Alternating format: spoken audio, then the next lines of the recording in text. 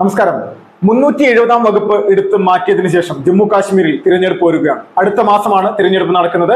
ഇതിൽ BJP വലിയ രീതിയിലുള്ള ഒരു പ്രതീക്ഷകൾ ഇപ്പോൾ മുന്നോട്ട് വെക്കുകയാണ്. ഈ മുന്നോട്ട് വെക്കുന്നതിന്റെ പ്രധാനപ്പെട്ട കാരണം ജമ്മു കാശ്മീരിലെ ജനങ്ങൾ അനുഭവിച്ചിരുന്ന പ്രധാനപ്പെട്ട ഒരു വിഷയം അത് ഭീകരവാദം തന്നെയായിരുന്നു എന്നുള്ള തർക്കമില്ല.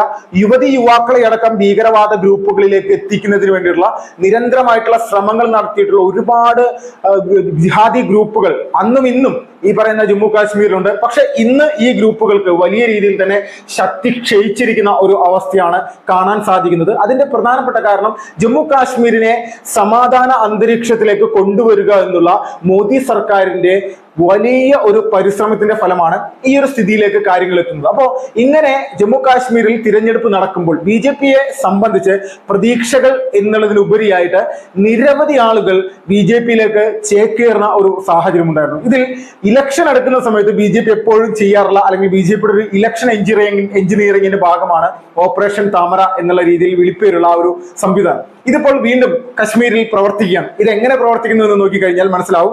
ജമ്മു കാശ്മീരിലെ ആദ്മി പാർട്ടി നേതാവായിട്ടുള്ള ചൗധരി സുൽഫിക്കർ അലി BJPയിൽ ഇപ്പോൾ ചേർന്നിരിക്കുകയാണ്.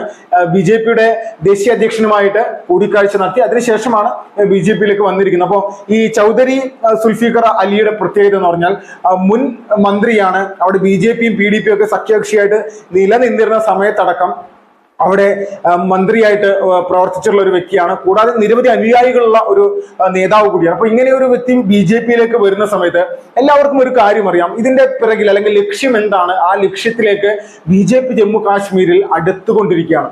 നിരവധി വർഷങ്ങളായിട്ട് നമ്മുടെ സൈനികരെ അടക്കം അന്നും ഇന്നും ജിഹാദി ഗ്രൂപ്പുകൾ വർഷങ്ങളായിട്ട് തന്നെ പാകിസ്ഥാനിൽ നിന്ന് നുഴഞ്ഞു കയറി നമ്മുടെ സൈനികരെ കൊലപ്പെടുത്തുന്ന ഒരു അവസ്ഥയൊക്കെ ഉണ്ടായിട്ട് അതിനെയൊക്കെ കൃത്യമായിട്ട് പ്രതിരോധിക്കാനും അടിക്ക് തിരിച്ചടി കൊടുക്കാനുമുള്ള ഒരു ശേഷിയിലേക്ക് നമ്മുടെ രാജ്യത്ത് ഒരു സർക്കാർ ഉണ്ട് എന്ന് ജനങ്ങൾക്ക് ബോധ്യപ്പെട്ടത് അത് മോദി വന്നതിന് ശേഷമാണ്. ആ ഒരു വലിയ പ്രതീക്ഷ ജമ്മു കാശ്മീരിലെ സാധാരണക്കാരായിട്ടുള്ള ജനങ്ങൾക്ക് BJP എന്ന് പറയുന്ന രാഷ്ട്രീയ പ്രസ്ഥാനത്തിലുണ്ട്. അതിലൊരു തർക്കമില്ല. അപ്പോൾ ആ പ്രതീക്ഷയുടെ അടിസ്ഥാനപരമായിട്ടുള്ള ഒരു കാര്യം എന്താണെന്ന് വെച്ചാൽ ഇത് മോദി അല്ലെങ്കിൽ അമിത്ഷാ എന്ന് പറയുന്ന രണ്ട് വ്യക്തികളുടെ ഒരു കാര്യം മാത്രമല്ല. 1925 കാലഘട്ടം മുതൽക്ക് തന്നെ RSS പ്രവർത്തിച്ച് മുന്നോട്ട് വരുമ്പോൾ RSSന്റെ പ്രധാനപ്പെട്ട അജണ്ടകളിൽ ഒന്നായിരുന്നു ജമ്മു കാശ്മീർ എന്ന് പറയുന്ന സംസ്ഥാനത്തെ ജനങ്ങളുടെ സുരക്ഷിതത്വം അല്ലെങ്കിൽ അവിടുത്തെ ജനങ്ങൾക്ക് സമാധാനപരമായിട്ട് ജീവിക്കണം എന്നുള്ളൊരു അവസ്ഥ. സ്വാതന്ത്ര്യം രാജ്യം നേടിയതിനു ശേഷം നിരവധി വട്ടമാണ് അവിടെ ഒരുപാട് മതപരമായിട്ടുള്ള സംഘർഷങ്ങൾ ഉണ്ടായത്. 5 ലക്ഷത്തിന് മുകളിൽ കശ്മീരി പണ്ഡിറ്റുകൾ അവിടെ നിന്ന് ഓടിക്കപ്പെട്ടു.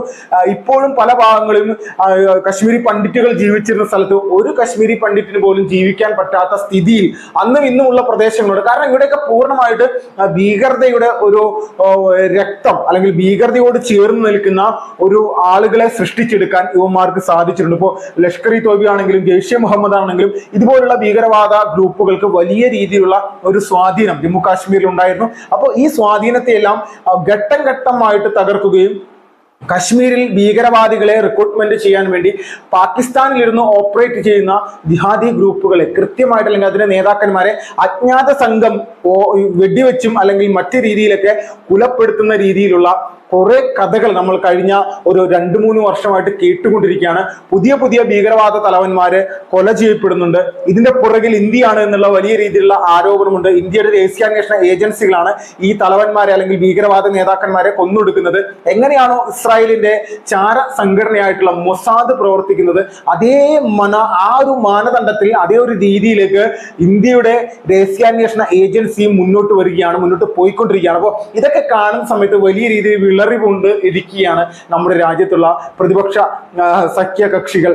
നമ്മളെല്ലാവരും മനസ്സിലാക്കേണ്ടതും ചിന്തിക്കേണ്ടതും ഇന്ത്യ സഖ്യം എന്ന് പറയുന്ന ഒരു സഖ്യ രൂപീകരണം ഉണ്ടായിട്ടും കഴിഞ്ഞ കുറച്ച് നാളുകൾക്കിടയിൽ എത്ര ആളുകളാണ് അല്ലെങ്കിൽ ഏതെല്ലാം രാഷ്ട്രീയ പ്രസ്ഥാനത്തിൽ നിന്ന് ആരെല്ലാമാണ് ഈ ഇന്ത്യ സഖ്യത്തിന്റെ കോൺഗ്രസ് അടക്കമുള്ള രാഷ്ട്രീയ പ്രസ്ഥാനങ്ങളിലേക്ക് പോയിട്ടുള്ളത് നോക്കുമ്പോൾ ഇതെല്ലാം വട്ടപൂജ്യമാണെന്നറിയാം. അപ്പോൾ BJP മുന്നോട്ട് വെക്കുന്ന ആശയം അല്ലെങ്കിൽ ഓപ്പറേഷൻ താമര എന്നുള്ളത് അത് നിസ്സാരമായിട്ടുള്ള ഒരു കാര്യമല്ല എന്ന് ഒരിക്കൽ കൂടി തെളിയിക്കുന്ന ഒരു സിറ്റുവേഷൻ തന്നെയാണ് കശ്മീരിലെ ഈ പ്രധാനപ്പെട്ട നേതാവ് BJPയിലേക്ക് വരുന്നതോടുകൂടി തന്നെ കാണാൻ സാധിക്കുന്നത്. ഇത് ജാർഖണ്ഡ് ആണെങ്കിലും മഹാരാഷ്ട്രയാണെങ്കിലും അല്ലെങ്കിൽ മറ്റ് സംസ്ഥാനങ്ങളാണെങ്കിലും എവിടെയാണെങ്കിലും എല്ലാ സ്ഥലങ്ങളിലും മേഖലയിലും BJP ഒരേ ഒരു ആശയമുള്ള ഒരു രാഷ്ട്രമാണ് വലുത് എന്നുള്ള കാഴ്ചപ്പാടാണ്.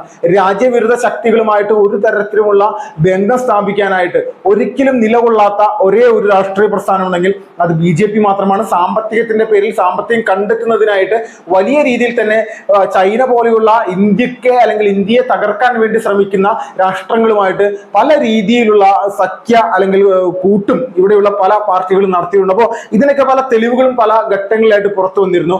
അപ്പോൾ ഇവിടെ ജിഹാദി ഗ്രൂപ്പുകൾക്ക് ഒരു തരത്തിലും പ്രവർത്തിക്കാനുള്ള ശേഷിയില്ലാത്ത തരത്തിലേക്ക് ജമ്മു കാശ്മീരിനെ മാറ്റിയെടുക്കാനായിട്ട് മോദി സർക്കാരിന് സാധിച്ചിരിക്കുകയാണ്.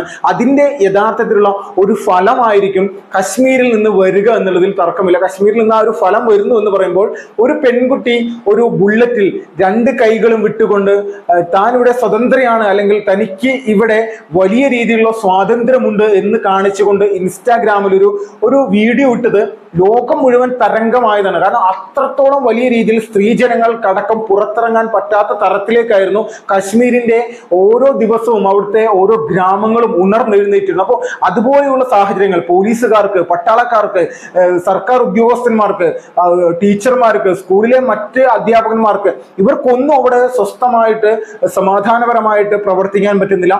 മറ്റ് ബീഹാർ അടക്കമുള്ള മറ്റ് സംസ്ഥാനങ്ങളിൽ നിന്ന് പാനിപൂരി പോലും വിൽക്കാൻ വരുന്നവൻ ഹിന്ദു ആണ് എന്നതിന്റെ പേരിൽ പോലും വെടിയേറ്റ് മരിക്കേണ്ടി വരുന്ന സാഹചര്യം. അതുപോലെ തന്നെ ബാങ്ക് ജീവനക്കാർക്ക്, രാജസ്ഥാനിൽ നിന്നുള്ള ബാങ്ക് ഉദ്യോഗസ്ഥനെ പോലും ഈ പറയുന്ന ജമ്മു കാശ്മീരിലെ പല പ്രദേശങ്ങളിൽ വെച്ചുകൊണ്ട് ഇതുപോലെയുള്ള ഓരോ ആളുകളെയും വെടിവെച്ച് കൊലപ്പെടുത്തുന്നതിനായിട്ട് നിരവധി ഭീകരവാദ ഗ്രൂപ്പുകൾ ഓരോ ദിവസം ഉണർന്നെഴുന്നേൽക്കുന്ന ഒരു സാഹചര്യമാണ്. അതിലൊക്കെ മാറ്റങ്ങൾ ഉണ്ടായിരിക്കണം. അവസാനമായിട്ട് കശ്മീരിൽ രൂപം കൊണ്ട റെസിസ്റ്റന്റ് ഫ്രണ്ട് എന്ന് പറയുന്ന ഭീകരവാദ പ്രസ്ഥാനത്തിന്റെ നേതാക്കന്മാരെ അടക്കം ജയിലിൽ അടക്കാനായിട്ട് അല്ലെങ്കിൽ അവരെ കീഴ്പ്പെടുത്താനായിട്ട് നമ്മുടെ സർക്കാരിന് സാധിച്ചിട്ടുണ്ട്. ഇതൊക്കെ ജനങ്ങളുടെ ഇടയിൽ നിസ്സാരമായിട്ടുള്ള ഒരു ആത്മവിശ്വാസമല്ല, വലിയ രീതിയിലുള്ള ഒരു ആത്മവിശ്വാസം തന്നെയാണ് ഉണ്ടായിട്ടുള്ളത്. അതിന്റെ ഭാഗമായിട്ട് തന്നെയാണ് ഇപ്പോൾ കേന്ദ്ര സർക്കാർ കശ്മീരിൽ തിരഞ്ഞെടുപ്പ് നടത്തുന്നതിന് വേണ്ടിയിട്ടുള്ള വലിയ രീതിയിലുള്ള ഒരു പരിശ്രമമായിട്ട് മുന്നോട്ട് വന്നത്.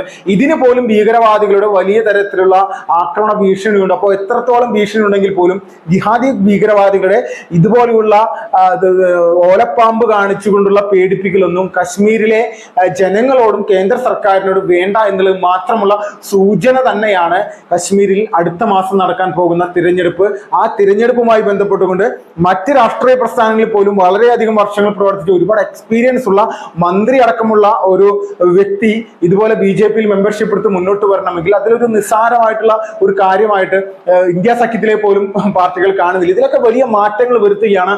ഓരോ ദിവസവും എവിടെയാണോ തങ്ങൾക്ക് വീഴ്ച സംഭവിച്ചിട്ടുള്ളത് ആ വീഴ്ച കൃത്യമായിട്ട് മനസ്സിലാക്കി അതിൽ ഒരു പരിഹാരം കാണാനാണ് BJP ശ്രമിച്ചുകൊണ്ടിരിക്കുന്നത്. ഈ പരിഹാരം കാണൽ എന്ന് പറഞ്ഞാൽ ഇതിനെ ഒന്നൊരു സാധാരണ വിഷയമായിട്ട് കണക്കാക്കാനൊന്നും ഇവിടെ ആരും തന്നെ നിലനിൽക്കേണ്ട. അതുപോലെ ശക്തമായിട്ടുള്ള പ്രതിഷേധവും പരിപാടിയുമായിട്ട് വർഷങ്ങളായിട്ട് പ്രവർത്തിക്കുന്ന സംവിധാനം BJPയുടെ കയ്യിലുണ്ട്. അപ്പോൾ ജമ്മു കാശ്മീരിൽ BJPയുടെ ലക്ഷ്യം പൂർത്തീകരിക്കുകയാണ്. അത് തിരഞ്ഞെടുപ്പ് തോൽവിയോ ജയമോ എന്നുള്ളതൊന്നുമല്ല.